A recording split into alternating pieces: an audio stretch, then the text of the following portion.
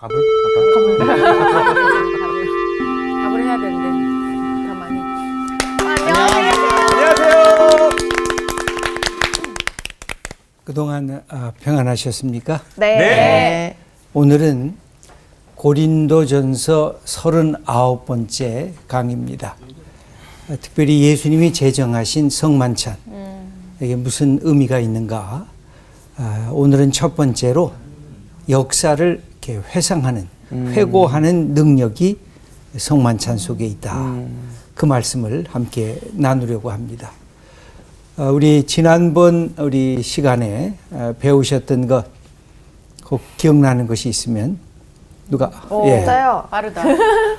그 가난한 자를 돕는 것은 우리가 하나님께 구워드리는 거라고 하셔가지고 굉장히 뭔가 이 구휼 하는 것에 대해서 더 잦게 해야겠다라는 생각을 했습니다. 더 아깝지 않는 느낌이 네, 있잖아요. 네. 내가 가난한 사람에게 때로 구제도 하고 때로 연약한 사람 도와주는 것이 하나님에게 빌려주는 거다. 네. 그럼 하나님이 갚으실 거다. 네. 아주 그 흥미로운 말씀이죠. 예.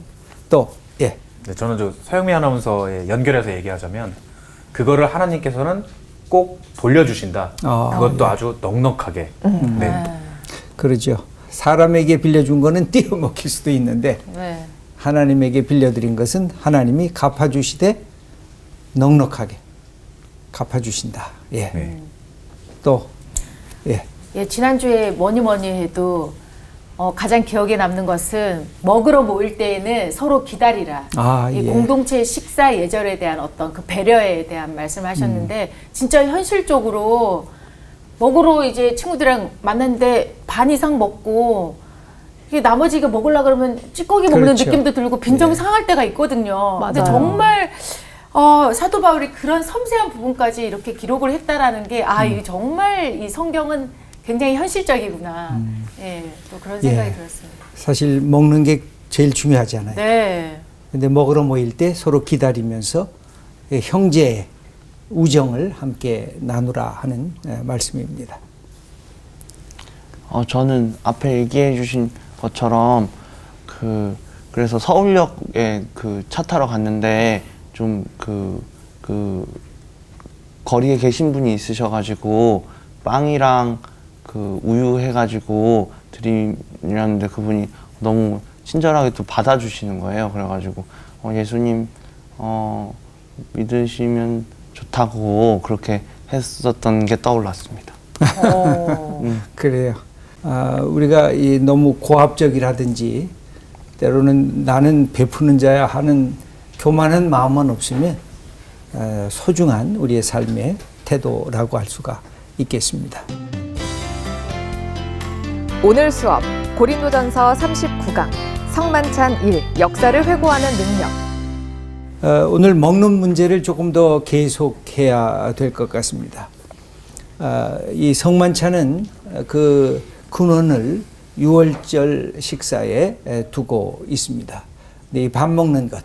예수님은 당신 스스로 나는 밥이다. 그렇게 말씀하신 적도 있습니다. 근데 무슨 밥이냐면 생명의 밥이다. 나를 먹고 나를 마시면 너희들이 영원한 생명을 얻을 거다. 그러면서 이 밥에 대한 소중함을 이야기를 했는데 요새는 인사법이 조금 달라졌습니다. 좋은 아침입니다. 또는 안녕하십니까? 그러나 예전에는 네. 거의 다 식사하셨습니까? 밥 먹었습니까? 네. 이게 인사법이었습니다. 사실 우리가 가난할 때 우리의 모습이 이렇게 드러나는 것이기도 하지만 가장 중요한 밥은 한 끼 좀 챙겼냐. 우리 부모님이 제일 먼저 물어보시는 게 뭐예요? 밥 야, 먹었어? 밥 먹었냐? 밥 먹고 밥은 잘 다녀? 챙겨 먹냐? 너 살아있냐? 하는 그것에 대한 표현이라고 할 수가 있습니다. 한국 음식 오디세이를 쓴 분이 한국 음식의 최고봉이란 밥이다. 이렇게 표현한 적이 있는데 우리 서현미님 한번 그 낭낭한 목소리로 한번 읽어 주시겠습니까? 흔히들 한국 음식을 말할 때 된장과 같은 발효 음식과 김치 같은 매운 음식을 얘기하는데 이는 한국 음식의 핵을 보지 못한 견해다. 한국 음식의 최고봉은 무엇보다 밥이다. 밥을 먹기 위해 김치나 간장 같은 발효 음식을 반찬으로 먹는 것이지 반찬을 먹으려고 밥을 먹는 게 아니다. 다시 말해 밥 외의 부식은 밥이 없으면 아무 의미가 없다. 예. 그래서 이 밥을 먹기 위해서 때로는 여러 가지 부식이 필요한 거지, 부식을 먹기 위해서 밥을 먹는 것은 아니다. 그래서 이 밥 예찬을 하고 있는 것입니다. 사실 이 밥이라는 말에는 이 모든 것을 다 포함하는 포괄적인 언어다, 그렇게 얘기를 할 수가 있습니다. 식음료 전체를 우리가 얘기하는 것입니다. 그래서 여기 보면 하나님께서 내가 갖고 있는 삶의 생명의 이 연장이 어떻게 여기까지 왔는가를 기억하라 하는 뜻에서 6월절의 식사를 아주 소중하게 말씀하시면서 밥 먹는 것을 통해서 너의 삶의 지난 과거 역사를 다시 회상해보라, 그렇게 말씀하고 계십니다. 그래서 이 6월절이라는 말이 한자어로 보면 다 넘을유, 넘을월입니다. 그래서 넘어가는 절기. 6월 달에 있는 것이 6월절이 아니라 넘어가는 절기입니다. 그래서 영어도 보면 the Passover입니다. 이렇게 넘어가는 것. 왜 이게 뛰어넘는다는 얘기가 나왔을까요? 한번 출애굽기 6장 5절 말씀 우리 홍가람님 한번 읽어주시겠습니까? 네. 이제 애굽 사람이 종으로 삼은 이스라엘 자손의 신음소리를 내가 듣고 나의 언약을 기억하노라. 예, 하나님의 기억으로부터 이 사건이 시작이 됩니다. 여러분, 기억하는 거 굉장히 중요하죠. 기억 못했다가 야단 맞는 거 우리 부부 간에 뭐가 있죠? 기념일. 예, 결혼 기념일을 기억 안 한다. 혼나야죠. 혼나죠. 예. 혼나도 쌉니다. 맞습니다. 그다음에 뭐 생일을 기억 안 한다. 아, 죽을 죄를 졌다. 이것도 중요하죠. 그런 무슨 기념일이 있죠. 어떤 기념일이 있을까요? 저희 결혼기념일이랑 생일이 대표적인 것 그러죠. 같아요. 그리고 처음 만난 날. 예. 그런 것도 거지? 챙기는 거야 벌써? 그거 아직도 기억하세요? 와. 근데 그거는 잘 기억 못해도 만난 지 1000일 됐고 얼마 됐고 그런 것들은. 와, 그래요. 로맨틱하다. 그 어플이 있습니다. 그 어플이 있습니다. 제가 기억하는 게 아니라 어플이 그 띠딩해서 알려줘요. 대박. 예. 왜 필요 이상의 정보를 기억이라고 다 하는 그렇게 게 특별히 인간관계 속에서 너무 소중한 것입니다. 인격적인 관계를 지속하려고 하면 기억을 해야 돼요. 내가 이 사람 언제 만났지? 내가 만나면서 어떻게 사귀었지? 어떻게 사랑을 했지? 어떻게 내 삶이 여기까지 오게 됐지? 이거 기억해야 인격적인 관계는 풍성해지는데, 친구 관계도 그렇습니다. 야, 너 어릴 때 나하고 무슨 친구냐? 다 뻘거벗고 우리가 만났던 친구 아니냐? 하면서 어릴 때 그 친구를 생각하면서 이 우정이 돈독해지는 것입니다. 이 하나님과 우리와의 관계도 이 기억을 통해서 돈독해지는 것입니다. 우리가 예배드리러 주일날 예배당에 가잖아요. 기억하는 날입니다. 나는 하나님을 기억하고 하나님은 나를 기억하는, 그게 예배의, 하나님께 드리는 예배의 내용이라고 할 수가 있습니다. 그래서 여기 보면 하나님이 움직이기 시작을 하세요. 내가 너희들의 그 신음소리를 내가 들었다. 너희들이 얼마나 애굽 땅에서 종살이하면서 고통을 받느냐. 너희들이 막 부르짖지 않더냐. 그래서 내가 옛날에 아브라함과 약속한 것을 기억하면서 내가 너희들을 그 종되었던 애굽 땅에서 가나안 약속의 땅으로 너희를 인도해 주겠다. 이게 이제 하나님의 마음이고 하나님의 기억입니다. 그래서 이 기억은 우리의 삶에서 너무너무나 중요한 것입니다. 여러분, 우리가 나이가 들면 가장 치명적인 질병을 뭐라 그러죠? 치매라 그러잖아요. 치매의 핵심은 뭐예요? 기억력이 없어지는 것입니다. 어떤 때 아들이 오고 딸이 오는데 누구세요? 하고 물어본다고 생각해 보세요. 이거 얼마나 가슴 아픈 일이에요. 너 누구냐? 여태까지 내 사랑하는 아들, 내 사랑하는 딸이라고 했던 우리 어머니, 우리 아버지가 기억력을 잃어버리면 그래서 이 기억하는 것이 신앙이고 하나님의 기억을 우리가 붙잡는 것이 우리의 바른 하나님의 사랑하는 태도라고 할 수가 있습니다. 그래서 이렇게 기억하신 하나님께서 우리들에게 행하신 모습이 있는데 여기 이제 동사가 반복적으로 나오는데 한번 출애굽기 6장 6절 한번 읽어 주시면 좋겠습니다. 그러므로 이스라엘 자손에게 말하기를 나는 여호와라. 내가 애굽 사람의 무거운 짐 밑에서 너희를 빼내며 그들의 노역에서 너희를 건지며 편팔과 여러 큰 심판들로서 너희를 속량하여 너희를 내 백성으로 삼고 나는 너희의 하나님이 되리니 나는 애굽 사람의 무거운 짐 밑에서 너희를 빼낸 너희의 하나님 여호와인 줄 너희가 알지라. 예, 여기에 한번 동사를 보시면 빼내며 건지며 속량하며 삼고 되리니 빼낸 그 다음에 알지라. 여기 보면 하나님이 주어로 된 것은 내가 빼내며 건지며 속량하며 삼고 되리니. 그러니까 하나님께서 이니셔티브를 줘가지고 하나님께서 먼저 이스라엘 백성들의 그 모습을 보면서 마음이 국률함을 갖고 이스라엘 백성을 애굽 땅에서 건져낸 이 출애굽의 상황을 설명을 해주고 있습니다. 이때 애굽에서 이스라엘 백성을 이게 탈출시킬 때 하나님께서 모세를 통해서 바로 왕이 너무 마음이 완악했기 때문에 재앙을 10가지를 그들에게 보냅니다. 그 마지막 10번째 재앙이 뭐였죠? 장자의 죽음. 예, 장자의 죽음이었습니다. 그러니까 첫 아들, 맏 아들을 죽이겠다고 하는 것이었습니다. 근데 이스라엘 백성들에게는 그 재앙이 내리지를 않게 만드셨습니다. 그래서 그 재앙이 넘어가게 했다. 죽음의 천사가 그 집을 보면서 넘어가게 했는데 집에 뭘 보면서 넘어가게 했냐면 양을, 수량, 1년 된 수컷 양을 죽여서 그 피를 갖다가 문임방, 여기 문임방이라고 그러죠, 이것을. 그 다음에 문설주, 여기다가 바르라는 것입니다. 그러면 죽음의 천사가 그 피를 보고 넘어가겠다는 것입니다. 이게 신약에도 오면 예수님이 피를 흘리시잖아요. 그 보혈이라고 그러잖아요. 예수님이 우리를 대신해서 보혈로 문임방과 문설주에 우리가 사는 그 집안에 이렇게 설치하신 거예요. 그래서 우리의 죄를 보시고도 하나님이 눈 감아 주시는 거죠. 넘어가겠다는 거죠. 내가 용서하겠다는 거죠. 그래서 예수님의 공로를 통해서 우리가 하나님의 아들과 하나님의 딸이 되는 축복의 역사의 자리에 들게 됩니다.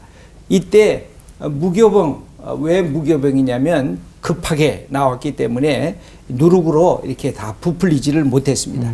그리고 쓴 나물을 먹으면서 이 유월절 식사를 하게 된 것입니다.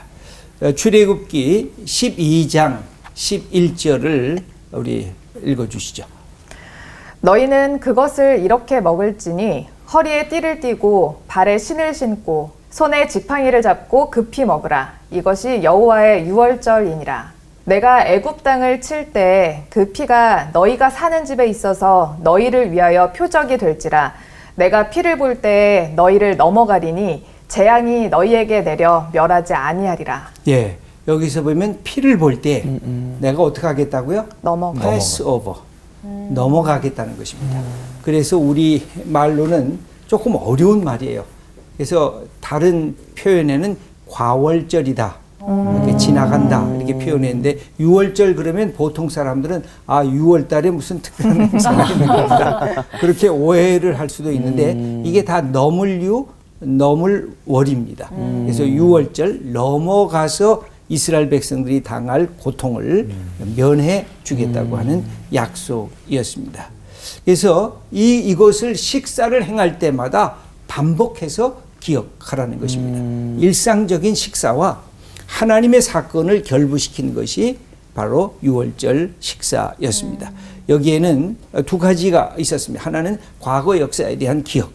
애굽에서 우리가 종살이했지, 우리가 억압받았지, 우리가 얼마나 힘들게 살았는가, 우리가 자율성도 없었지, 우리는 복종할 수밖에 없는 삶이었지. 그런데 하나님께서 이런 정치적인 억압, 사회 문화적인 억압, 이런 것으로부터 우리를 해방시키셨지 하고 하나님을 기억하는 거. 여러분, 이 기억, 제가 늘 그런 말씀을 드렸죠. 신앙은 기억이라고. 그러니까 신앙이 자꾸만 흔들리는 것은 기억력이 떨어질 때, 하나님에 대한 기억력을 자꾸만 잊어먹을 때, 그때 신앙이 자꾸만 떨어집니다. 그 다음에는 두 번째는 하나님의 약속을 대망하는 그런 그 모습입니다. 약속의 땅 가나안에 대한 것인데 출애굽기 3장 17절 김보교님 읽어주시죠.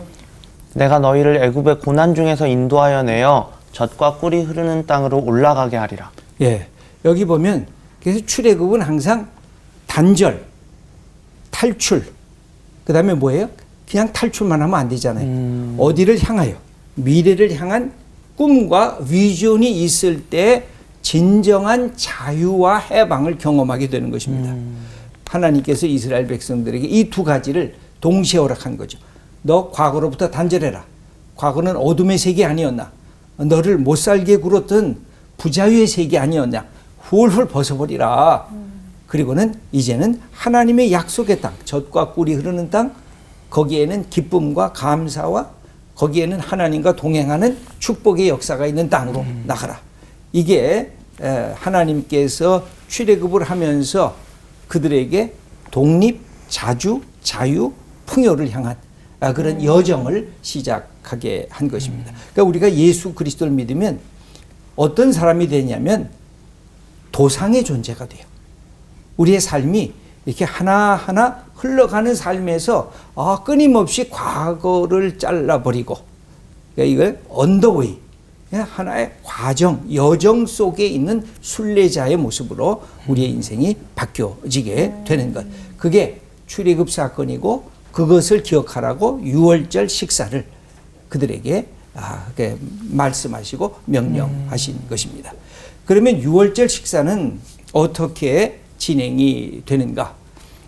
제일 먼저 가장이 축복의 말씀으로 먼저 하나님께 기도합니다. 그래서 쓴나물과 함께 전식을 먹고 첫 번째 자리 돌려집니다. 집주인이 하나님을 향해서 빵을 들고 우리 한번 그 기도문을 읽어주시죠. 찬양 받으실 당신 야훼이시여, 당신은 땅에서 양식을 소출케 하신 우리의 하나님이시며 이 세상의 왕이십니다. 예, 그다음에 잔을 들고 찬양 받으실 당신 야훼이시여, 당신은 포도나무에 열매를 소출케 하신 우리의 하나님이시며 이 세상의 왕이십니다. 예, 이게 먹고 마시는 이 모든 것을 누구로부터 온 것으로? 하나님으로부터 온 것으로 확인하는 것. 이게 신앙인 것입니다. 우리가 식사 기도를 하는 것도 다른 뜻이 아닙니다. 이게 하나님 거를 내게 선물로 주셨군요. 하나님이 이렇게 소중한 것을 만들어 주셨군요. 그래서 밥 먹을 때 감사하는 마음으로 먹는 것. 그렇지 않으면 이게 불평할 거 아니에요. 왜 저 사람은 저걸 주고 나는 저거보다 값싼 거를 주셨지? 이게 불평이 되는데 네. 값싼 거든 값비싼 거든 상관이 없이 먹을 때 하나님이 주신 것 감사합니다. 아멘. 그렇게 먹는 그것이 바로 이 유월절 식사할 때에 가장이 그런 축복을 하게 됩니다. 그러면 식사의 주식이 시작되면 가장 젊은 참여자, 막내 아들이라고 할 수가 있습니다. 그러면 아들이 질문을 합니다. 이 예식 이렇게 하는 게 무슨 뜻이에요?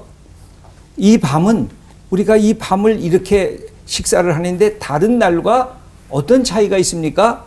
이게 출애굽기 12장 26절에 그 질문이 나옵니다. 그러면 이것을 갖고 대답하는 것이 출애굽기 12장 27절입니다. 읽어주시죠. 너희는 이르기를 이는 여호와의 유월절 제사라. 여호와께서 애굽 사람에게 재앙을 내리실 때 애굽에 있는 이스라엘 자손의 집을 넘으사 우리의 집을 구원하셨느니라 하라 하매 백성이 머리 숙여 경배하니라. 네, 바로 이 사실을 아버지가, 가장이 모든 가족들에게 다시 설명을 해 주는 겁니다. 이게 매번 반복해서 그랬어요. 이스라엘 백성들이 이 반복 훈련을 참 잘했어요. 마치 우리 아버지가, 얘야, 나는 6.25 전쟁 때 저 북녘에서 힘들게 남쪽으로 내려왔단다. 그러면서 이 땅에서 내가 고생도 많이 했는데 하나님께서 여기까지 인도하셔서 이만큼 풍성하게 살았단다. 1년에 한 번씩 자녀들에게 얘기하는 것입니다. 저는 우리가 이 반복 교육이 굉장히 필요하다고 생각을 해요. 가장 중요한 우리나라의 역사를 이게 압축해가지고 반복해서 이 민족이 어떤 축복을 하나님 앞에서 받게 됐는가. 이것이 우리의 삶을 다시 회복하게 하는 하나의 비결이라고 저는 생각을 합니다. 그러니까 마치 부부가 내가 당신 만났을 때 그때 마음이 막 설렜어. 당신 내가 처음 얼굴을 봤을 때 아, 이 사람이 내 아내 될 사람, 내 남편 될 사람이구나. 나 그렇게 생각했어. 그걸 다시 기억하는 거예요. 나이가 5년, 10년, 나이가 더 들어서도. 그러면 재밌잖아요. 그리고 아내에 대한 사랑, 남편에 대한 사랑이 더 돈독해지잖아요. 이 기억력이라고 하는 것은 굉장히 중요한 것입니다. 한번 우리 그 김보규 님도 해보시고 여윤정 님이나 홍가람 님도 그 과거에 그 사랑하면서 시작했던 그 애틋한 마음을 다시 확인하는 거. 그래서 어떨 때는 부부들이 현장도 가더라고. 우리가 여기서 함께 처음 만났던데 그러면서 그때 감정을 다시 이렇게 회복시키는 그런 것들은 이 기억에 대한 효과거든요. 이 기억이라고 하는 것은 너무너무나 우리의 인격적인 삶의 과정 속에 소중하고 아름다운 것이라고 할 수가 있습니다. 그러면서 세 번째로 하나님께 감사의 기도를 드리고 네 번째로 할렐이라는 것은 찬양이죠. 찬양을 부르면서 함께 그 마무리를 하게 되어 있습니다. 예수님도 이 모습을 그대로 따라갔는데 우리 큰 세 번째 보면 예수님의 6월절 만찬은 어떻게 진행이 됐는가? 우리 고린도 전서 11장 23절. 내가 너희에게 전한 것은 주께 받은 것이니 곧 주 예수께서 잡히시던 밤에 떡을 가지사. 예, 여기 아주 중요한 성찬의 핵심이 들어가져 있습니다. 이것은 주님이 제정하셨다는 것입니다. 이게 초대교회가 만든 것이 성찬식이 아니라 예수님이 제자들과 함께 이 성찬식을 시작하셨다고 하는 것입니다.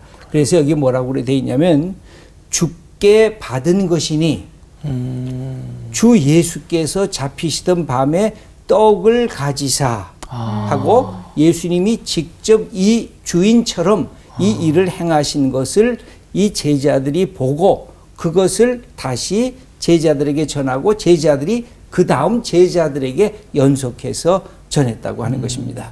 여기 주께라고 하는 말은 예수님으로부터 성만찬 전승의 주인은 예수님이시라는 것입니다. 그 다음에 여기 흥미있는 말 두 가지 동사가 기록이 되어 있는데 전했다, 받았다. 이것은 랍비들의 전승 문화를 뜻합니다. 내가 선생님에게 받은 것을 내가 제자들에게 전하고 제자들은 또 그 다음 제자들에게 연속해서 전한다. 기독교 신앙은 전승의 종교입니다.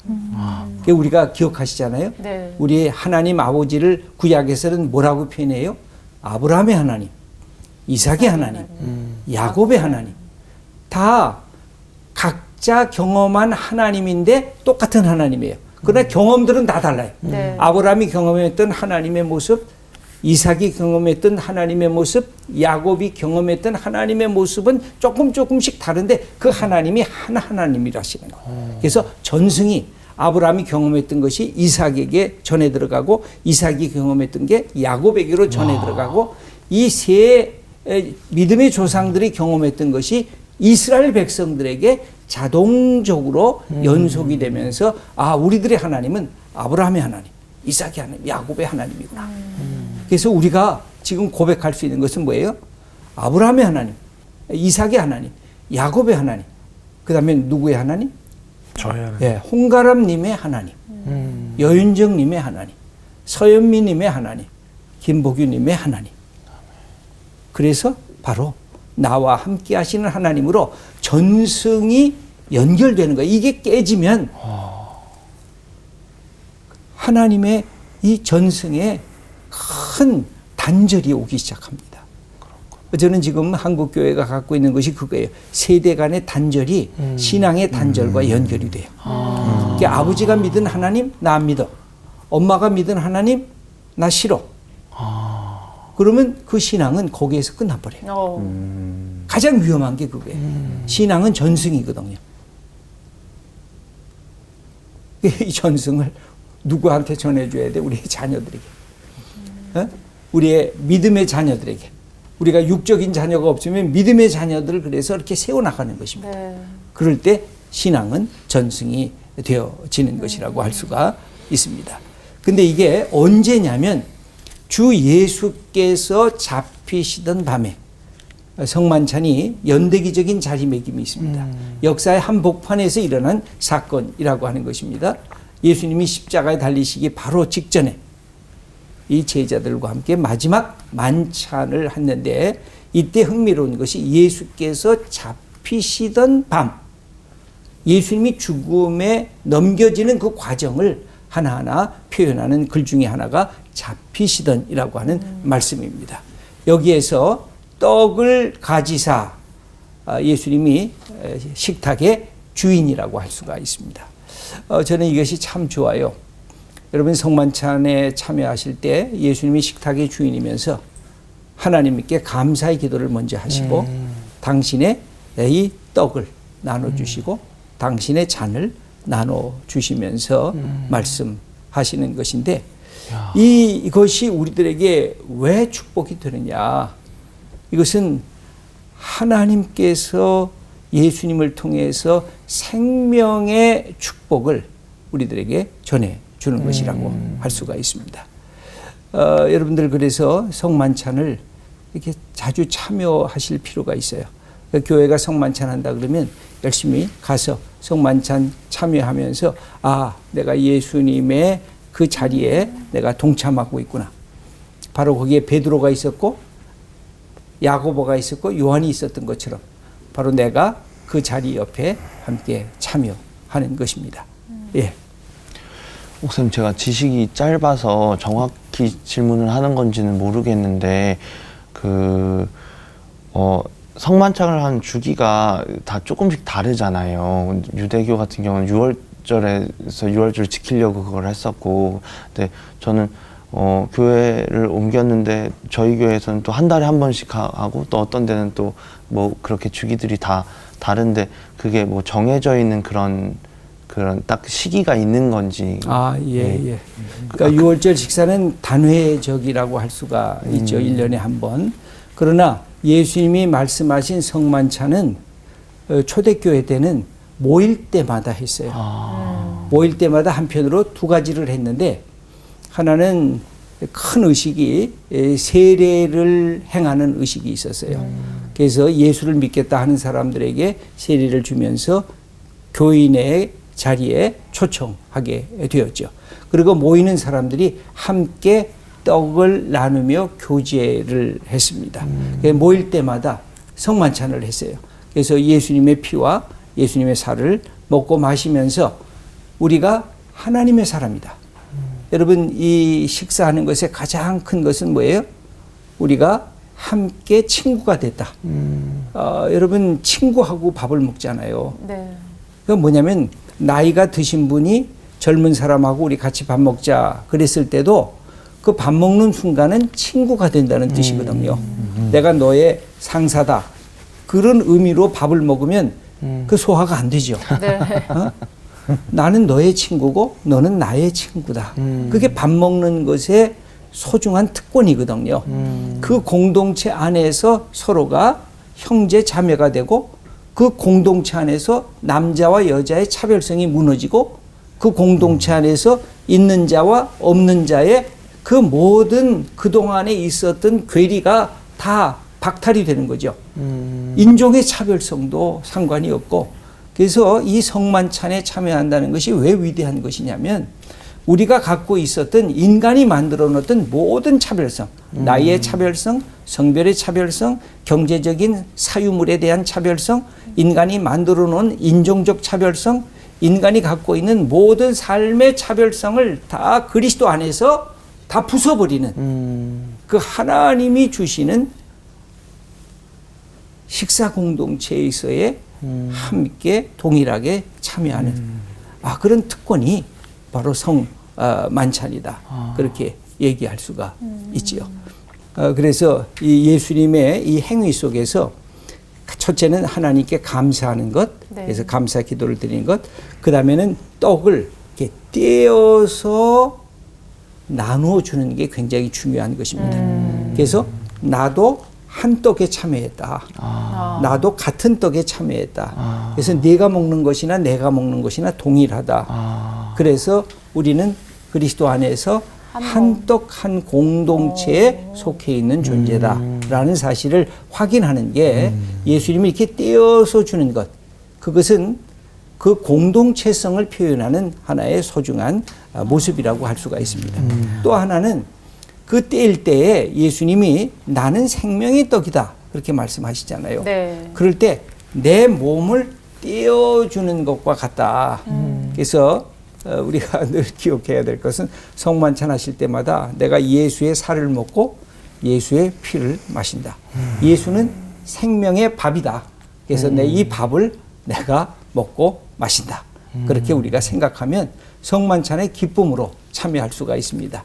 단순하게 예식적으로 이거 뭐 그냥 내가 참여한다라고 생각하면 성만찬이 전혀 감흥이 없을 수가 있어요. 그 좋은 밥이 있는데 그것도 이 예식적인 이 떡과 잔은 조금 주잖아요. 맛만 보게 하잖아요. 근데 그게 아니라 이 속에 예수님의 살과 예수님의 피 속에 내가 함께 동참하고 예수님이 내 안에 동참하신다. 그런 생각을 해보면 아주 풍성한 성만찬의 자리에 들 수 있을 것입니다. 그래서 예수님이 이렇게 하고 제자들에게 다 나눠 주신 다음에 예수님의 모습에 딱 나타나는 것이 뭐냐면 할렐송 찬양을 부르면서 그 감람산으로 올라가시게 됩니다. 마태복음 26장 30절. 이에 그들이 찬미하고 감람산으로 나아가니라. 예. 그 다음에 감람산으로 올라가시게 됩니다. 근데 감람산으로 올라간다는 것은 뭘까요? 예수님께서 마지막 죽음을 준비하는 자리입니다.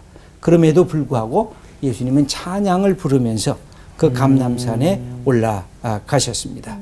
이제 우리가 몇 가지 좀 적용을 할 필요가 있는 것 같습니다. 성만찬을 할 때 어떤 기대와 어떤 소망을 갖고 참여해야 되겠는가? 저는 이게 늘 기억한다 그랬잖아요. 그래서 우리는 늘 세 가지를 기억할 필요가 있어요. 하나는 과거에 하나님이 나를 사랑하셔서 내가 예수 믿으면서 회개하고 그래서 주님이 내 안에 들어오셨던 이 출애굽에 대한 경험, 죄로부터 내가 용서를 받은 경험, 내가 세상의 어둠에 있다가 예수님을 통해서 빛의 세계로 들어온 경험, 그리고 내가 사랑이라는 것을 몰랐다가 예수님이 나를 사랑한다는 사실을 깨닫게 된 그 경험, 용서와 해방과 사랑의 경험, 이것이 늘 우리가 성만찬을 하고 또 교회에서 예배 드릴 때 우리가 확인해야 될 아주 소중한 우리의 하나의 태도라고 보이죠. 그래서 과거를 기억하는 것. 그 다음에 미래는 예수님이 다시 오신다 그러면서 영광의 영원한 생명을 우리들에게 말씀하셨을 때 그것을 내가 끌어들이는 것. 오늘 성만찬 속에서 끌어들이는 것. 오늘 경험하는 것. 그러면서 그것을 감사히 여기는 것. 미래는 끌어들이고 과거는 회상하고 현재는 이 삶을 기쁨과 감사함으로 누리는 것. 저는 제가 예수 그리스도를 믿게 되면서 이 세 가지 늘 과거는 기억하고 미래는 하나님의 영광을 오늘의 삶에 끌어들이고 네. 오늘은 감사합니다. 내가 사람을 만나서 감사합니다. 오늘 이렇게 성사학당을 하게 돼서 하나님 감사합니다. 오늘 밥 먹을 수가 있어서 감사합니다. 이만큼 호흡하고 내 심장이 뛸 수 있어서 감사합니다. 그래서 과거는 기억, 미래는 끌어다니고 현재는 마음껏 누리는 것. 이것을 우리가 행할 수 있으면 이게 성만찬이나 우리가 신앙생활을 하는 축복이라고 할 수가 있겠습니다. 그 다음에 두 번째는 예수님과 함께 밥 먹기를 일상생활에서 전개할 필요가 있습니다. 어떻게 하면 될까요? 여러분 식사할 때 기도하시죠? 네. 뭐라고 기도해요? 홍가람님은? 저는 이렇게 일용할 양식을 주셔서 너무나 감사드립니다. 아, 예. 네. 저 주기도문 이용해서 기도하시는 네. 최고 기도죠. 여인정님은? 아니 그냥 늘 굶지 않고 이렇게 풍성한 음식을 주셔서 감사하다고. 풍성하지 않을 때는 어떡하죠? 예, 아니 풍성하지 않을 때도 저도 항상 풍성한 예, 것으로. 많이 먹기 때문에. 예. 풍성하지 않을 때는 이제 남편 돈 많이 벌게 해달라고. 예, 감사합니다. 서윤미님은 어떻게 기도해요? 식사할 때? 저는 우선 저도 감사하다고 하는 것 같고 이 밥 먹고 네. 오늘도 동행하는 하루 보낼 수 있는 힘을 달라라고 아, 예. 하는 예. 것 같아요. 감사합니다. 김복희 의원님은? 저는 근데 식사 진짜 할 때 부모님한테 잘 먹겠습니다 하는 것처럼 좀 짧게 기도하거든요. 짧게? 주심 잘 먹겠습니다. 잘 예수님 먹겠습니다. 감사합니다. 네, 예. 그렇게. 그래도 근데- 짧게 해. 근데 저도 여기에 더해서 네. 그런 기도도 참 많이 합니다. 어떻게? 맛있게 먹고 살 안 찌게 해주세요. 아, 그거 중요하네요. 네. 중요하다. 저는 그 뒷부분은 기도를 안 한 것 같아요. 맛있게 먹겠습니다. 감사히 먹겠습니다. 그러면은 이렇게 끝나는 것 같은데 네. 맛있게 먹겠다, 감사히 먹겠다. 아 근데 살찌지 않게 해주세요. 그건 이제 서윤미님의 독특한. 예. 그래서 하나님이 흥미로운, 넉넉하게 돌려주시고. 그러면서 이 예수님과 함께 먹고 마시는 것을 내 삶에 더 확장할 필요가 있어요. 구약의 잠언서에 보면 유명한 말씀이 하나가 있습니다. 내 삶에 하나님을 인정하면서 살아라. 무슨 뜻이에요? 밥 먹을 때 하나님을 인정하고 아멘. 내가 사랑할 때 하나님을 인정하고 내가 일할 때 하나님을 인정하고 내가 길을 걸을 때 하나님을 인정하고 그 하나님을 인정한다는 게 뭘까요? 그분이 계시다는 걸 인식하고. 믿어야죠. 하나님께 이렇게 여쭤보면 돼요. 하나님 이렇게 걷고 있는데 하나님 내가 어떻게 발걸음을 걸을까요? 야 인마 씩씩하게 당당하게 걸어라. 제가 밥 먹을 때 하나님 어떻게 밥을 먹을까요? 야 맛있게 먹어라. 감사하게 먹어라. 감사한 마음으로 먹어라. 내가 사랑을 할 때 어떻게 해야 될까요? 내 아내를 귀히 여겨라. 내 남편을 존중해라. 그리고 사랑해라. 그러면 그냥 하면 돼요. 내가 찬양을 할 때 하나님 어떻게 찬양을 불러야 되죠? 마음껏 하나님을 내 영혼 깊숙한 것에 마음껏 찬양해라. 그러면 우리가 갖고 있는 예수님과 함께 동행하는 이 성만찬의 이 사건을 내 삶의 모든 자리에 확대하는 것이라고 할 수가 있습니다. 저는 여러분들이 그런 성만찬에 참여하는 것이 그 예식에만 딱 끝나는 것이 아니라 네. 삶의 모든 자리에 내가 하나님과 동행하고 예수님과 동행하고 있구나. 이것을 인지하고 그 경험하면서 마음껏 오늘의 삶을 누릴 수 있는 멋진 주님의 사람들, 우리 믿음의 사람들 다 되시기를 축원합니다. 네, 오늘 강의는 여기까지 하도록 하겠습니다. 감사합니다. 감사합니다.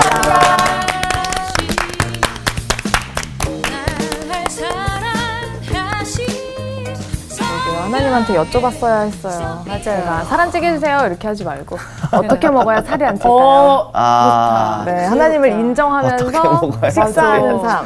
삶. 네.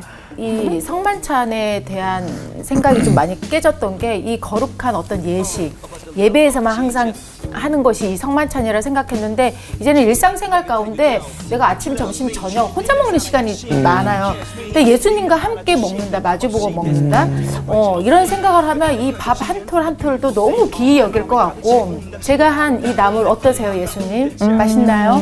이런 질문을 한 번씩 하는 것도 나쁘지 않을 것 같은 그런 생각이 듭니다. 근데 그 표정은 뭡니까? 같이 못 저한테도 한 먹어서 번씩. 미안함. 저한테도 한 번씩 여보 맛있어? 이렇게 좀. 자주 묻지 않아요? 예, 맛있 맛있죠. 언제나 맛있습니다. 네. 자, 우리 그러면 이번 주도 식사하면서 예수님을 인정하고 하나님을 네네. 인정하는 또 한 주 보냈으면 좋겠습니다. 네. 다음 주도 우리 성만찬에 대해서 더 알아본다고 하시니까 기대되네요. 네, 정말. 그렇습니다. 네. 자, 세상으로 나갑시다.